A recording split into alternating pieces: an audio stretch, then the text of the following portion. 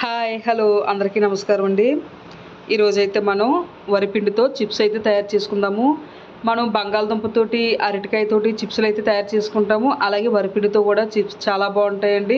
చాలా సింపుల్గా తయారైపోద్ది. ఓన్లీ ఒక వరిపిండి ఉంటే చాలండి. పిల్లలకి ఇలాగా చాలా ఈజీగా ఇలా స్నాక్స్ అయితే తయారు చేయొచ్చు. చాలా టేస్టీగా అయితే ఉంటాయి. సింపుల్ ప్రాసెసే. ఆయిల్ కూడా ఎటువంటి ఆయిల్ కూడా లాగదండి. చాలా సింపుల్గా తక్కువ పిండితోటే మనం ఎక్కువ చిప్స్ అయితే తయారు చేసుకోవచ్చు. మరి ఇవి ఎలా తయారు చేసుకోవాలనేది మనం ప్రాసెస్లోకి అయితే వెళ్ళి చూద్దాం. ముందుగా అయితే ఒక బౌల్ అయితే స్టవ్ మీద అయితే పెట్టుకొని ఒక లోటాతో అయితే నీళ్ళైతే వేసుకున్నాను. ఇదే లోటాతో మనం పిండి కూడా వేసుకోవాలి కాబట్టి కొలగా తీసుకోవాలి. నేను ఇందులో తగినంత సాల్ట్ అయితే వేసుకున్నాను. ఒక చెంచా చిల్లీ ఫ్లేక్స్ అండి, అంటే ఎండుమిరపకాయలు కొంచెం మిక్సీ చేశారంటే ఇలా చిల్లీ ఫ్లేక్స్ కింద ఉంటాయి. అలాగే కొంచెం ఆయిల్ కూడా వేసుకున్నాను. వేసుకొని చూడండి ఇలా బాగా మరగాలన్నమాట. మరిగిన తర్వాత మనం దేంతో అయితే వాటర్ తీసుకున్నామో దాంతో పిండి కూడా తీసుకోవాలి. ఇది వరిపిండి అండి, పొడిపిండే. ఇప్పుడు కొంచెం కొంచెంగా ఇలా వేసి స్టవ్ అనేది లో మంటలో పెట్టుకోవాలండి. బాగా లో మంటలో పెట్టుకొని వాటర్ అంతా కూడా ఈ పిండిని బాగా అబ్జర్వ్ చేసే వరకు కూడా మంట అయితే ఉండనివ్వండి. ఇప్పుడు ఈ పిండి అంతా కూడా బాగా కలిసిన తర్వాత మంట అయితే ఆఫ్ చేసేయండి. ఆఫ్ చేసి ఒకసారి బాగా కలుపుకోండి. ఇలా బాగా పిండి వాటర్ అంతా బాగా కలిసిన తర్వాత ఇప్పుడు దీని మీద మనం మూత అయితే పెట్టేసుకొని దీని పక్కన పెట్టుకుందాము. ఒక 5 నిమిషాలు పక్కన పెట్టారంటే బాగా మగ్గుతుంది అనమాట. మూత తీసినా చూడండి ఇంకా చాలా వేడిగా ఉంది. దీన్ని నేను వేరే బౌల్లోకి ట్రాన్స్ఫర్ చేసుకుంటున్నాను. వేడని తగ్గుతుంది అనేసి. ఇంకా వేడిగా ఉంది కాబట్టి ఈ వేడితోటి మనం బాగా కలిపేసుకుంటే ఎక్కడ ఉండలే లేకుండా మనకి చపాతీ ముద్దలా బాగా వస్తుంది అనమాట. వాటర్ అది ఇంకేమి యాడ్ చేయవలసిన పని లేదు. చెయ్యి కాలితేనే చెయ్యి అనేది వాటర్లో చెయ్యి అయితే చేసుకోండి. చూడండి ఇలాగ చపాతీలాగా ఇలా మీరు గట్టిగా ఇలాగ ముద్దలా తయారు చేసుకొని ఇలాగ చపాతీలా తయారు చేసుకోవాలన్నమాట. వాటర్ అది ఏమి యాడ్ చేయవద్దండి. పొడిగా ఉన్నా సరే మనకి ఇలా చపాతీలాగా తయారైపోద్ది అనమాట. ఇందులో ఇప్పుడు నేను కొంచెం ముద్ద అయితే ఇలాగ తీసుకొని ఎక్కడ చూడండి ఇలా నేను ఇలాగ స్ప్రెడ్ చేసి దీన్ని మనం చపాతీలాగా అనేది మనం పాముకుందాము. మీరు రొట్టెల పీట మీద అయితే కొంచెం చిన్న ముద్ద అయితే తీసుకోండి. నేను స్టవ్ బల్ల మీద చేస్తున్నాను కాబట్టి కొంచెం పెద్ద ముద్ద తీసుకొని ఇలా చపాతీ కర్రతోటి మరీ సన్నంగా కాదు మరీ లావుగా కాదు మీడియం సైజులోని చపాతీలాగా మనం ఇలా పాముకోవాలన్నమాట. ఇప్పుడు చూడండి ఈ గ్లాస్ సైజ్ అయితే నేను ఇలాగా చిప్స్కి తీసుకుంటున్నాను. ఈ గ్లాస్ సైజ్ ఇలా తీసుకుంటున్నాను. అలాగే ఇలాగా మనం ఇలా స్పూన్ తోటి ఇలాగా చిన్న చిన్న డిజైన్ కింద అయితే పెట్టుకుంటున్నాను అనమాట నేను. ఇప్పుడు చూడండి ఇలా ఈజీగా అనేది ఇలా ఇవి తీసుకోవచ్చు చిప్స్. అలాగే ఇవన్నీ కూడా ప్లేట్లోకి అయితే తీసుకోండి.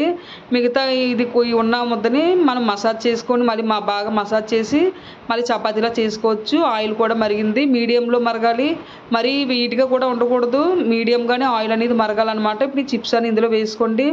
మీరు మరీ వీటిగా ఉన్నప్పుడు కానీ వేసారంటే పైన కలర్ వచ్చేది, లోపలైతే ఉడకు మెత్తగా ఉండిపోతాయి అనమాట. వేయించుకున్నప్పుడు చాలా జాగ్రత్తగా వేయించుకోండి. మీడియం మంటలోనే కొంచెం టైం పడుతుంది కానీ మీడియం మంటలో వేయించుకున్నారంటే చక్కటి కలర్ అయితే వస్తుంది. మనకి చాలా క్రిస్పీగా వేగుతాయి. చూడండి మనం చపాతీలో కాకుండా ఇలా చిన్న చిన్న ఉండలు కింద చేసుకొని ఇలా చేతిలో కూడా ఒత్తేసుకోవచ్చు. మీకు డిజైన్ కింద అన్నీ ఒకలాగా వస్తాయి. నేనైతే అలా చేసి చూపించాను. మీరు ఇలా కూడా చేతిలోనే ఇలాగే మీరు ఇలా చిప్స్ కింద కూడా మీరు ఇలా ఒత్తేసుకోవచ్చు అనమాట. వేళ్ళతోటి ఇలా చిన్న చిన్న ఉండల కింద చేసుకొని ఇలా కూడా మీరు చేసుకోవచ్చు సింపుల్గా. చూడండి చిప్స్ అనేది మనకి వేగిపోయాయి. మీడియం మంటలోనే వేయించుకోండి. ఇలా చూడండి మీకు వేగిందా లేదని ఒకటి తీసి మీరు విరిపి చూసారంటే బాగా క్రిస్పీగా ఉంటే వేగిపోయినట్టు. ఫస్ట్ చేసిన వాళ్ళకి తెలియకపోతే అలా కూడా చేసుకోవాలి. మీడియం మంటలో వేయించుకున్నారంటే చక్కగా వేగుతాయండి. మరి హెవీ మంట కానీ పెట్టారంటే లోపల ఉడకదు, పైన కలర్ వచ్చేద్ది. చూడండి మనకి తయారైపోయి చిప్స్. చూడండి ఎంత క్రిస్పీగా ఉన్నాయో, చాలా బాగున్నాయండి. ఇప్పుడు వీటిలో మనం కొంచెం కారం అది కూడా కలుపుకుందాము. ఒక స్పూన్ కారం, పచ్చికారం అండి. అలాగే ఒక అర స్పూన్ నేను చాట్ మసాలా వేసుకుంటున్నాను. నేను ఆల్రెడీగా చిప్స్లోని సాల్ట్ కొంచెం వేసుకున్నాం కాబట్టి చాలా తక్కువ సాల్ట్ అయితే వేసుకుంటున్నాను. కొంచెం సాల్ట్ వేసుకొని ఇప్పుడు ఇవి 3 కూడా కొంచెం బాగా కలిపేసుకోండి. ఇప్పుడు ఈ 3 పౌడర్లు కూడా ఇలా కలుపుకున్న తర్వాత ఈ చిప్స్ అనేది ఇందులో వేసుకొని ఒకసారి ఇలా గిన్నెతో బాగా కలుపుకుంటే మనకి ఈ కారం అంతా కూడా ఈ చిప్స్కి బాగా పడుతుంది అనమాట.